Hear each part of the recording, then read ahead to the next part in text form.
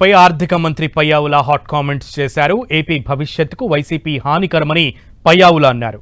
ఆరోగ్యానికి సిగరెట్ ఎంత హానికరమో ఏపీకి వైసీపీ కూడా అంతే హానికరమని ప్రజలకు పదే పదే చెప్పాలని తెలిపారు. వైసీపీ 5 ఏళ్లలో ఆర్థిక విధ్వంసం సృష్టించిందని, అందుకే ఆ పార్టీ ఎమ్మెల్యేలు అసెంబ్లీకి రావట్లేదని చెప్పారు. సంపద సృష్టిలో వైసీపీ ఎన్డీఏ కూటమి బోత్ ఆర్ నాట్ సేమ్ అని అన్నారు పయ్యావుల. సిగరెట్ ప్యాక్ మీద క్యాన్సర్ బొమ్మలు వేస్తారు అధ్యక్ష, భయంకరమైన క్యాన్సర్ బొమ్మలు. అది సిగరెట్ కంపెనీల మీద కోపంతో కాదు అధ్యక్ష, ప్రజల మీద ప్రేమతోటి, ప్రజల మీద బాధ్యతతోటి సిగరెట్ తాగడం ఆరోగ్యానికి హానికరం అనేటువంటిది వేస్తారు అధ్యక్ష. అట్లానే మేము కూడా చెప్తున్నాం అధ్యక్ష, వైసీపీ రాష్ట్రానికి హానికరం అనేటువంటిది మనం గుర్తించాలి అనేటువంటిది పదే పదే మేము చెప్తా ఉన్నాం అధ్యక్ష. ప్రజల జీవితాలతోటి చెలగాటమాడి రాష్ట్ర ఆర్థిక వనరులతోటి విధ్వంసం సాగించి పరిపాలన వ్యవస్థను మొత్తం స్తంభింపజేసి రాజకీయ ప్రయోజనాలు, వ్యక్తిగత ప్రయోజనాలు కేంద్రంగానే సాగిపోయినటువంటి ఈ పాలన ఈ రాష్ట్రానికి హానికరం అనేటువంటిది మేము పదే పదే చెప్పదలుచుకున్నాం అధ్యక్ష. సిగరెట్ తాగడం హానికరం అని ఎట్లా చెప్తూ ఉండాలో, ఇంట్లో పెళ్ళాం ఎట్లా జోరీగలాగా చెప్తా ఉంటుందో మనం కూడా ఖచ్చితంగా రిమైండ్ చేస్తూనే ఉండాలి.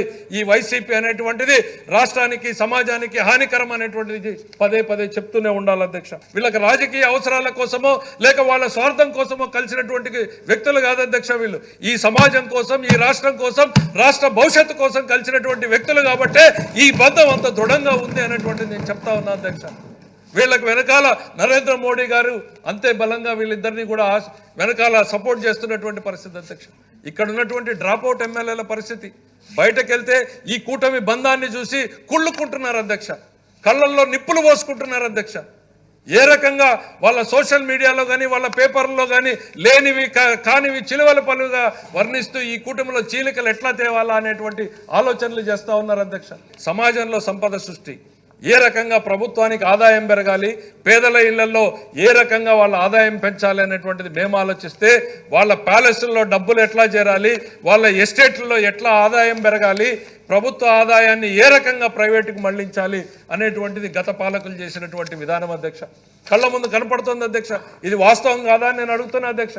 ఎక్సైజ్ ఆదాయం దారి మళ్లిందా లేదా, ఇసుకలో దారి మళ్లిందా లేదా, గనుల్లో దారి మళ్లిందా లేదా, ఇవన్నింటికి సమాధానాలు చెప్పుకోలేకే వాళ్ళు ఇవాళ సభలోకి రాలేకుండా ఉన్నారు అధ్యక్ష.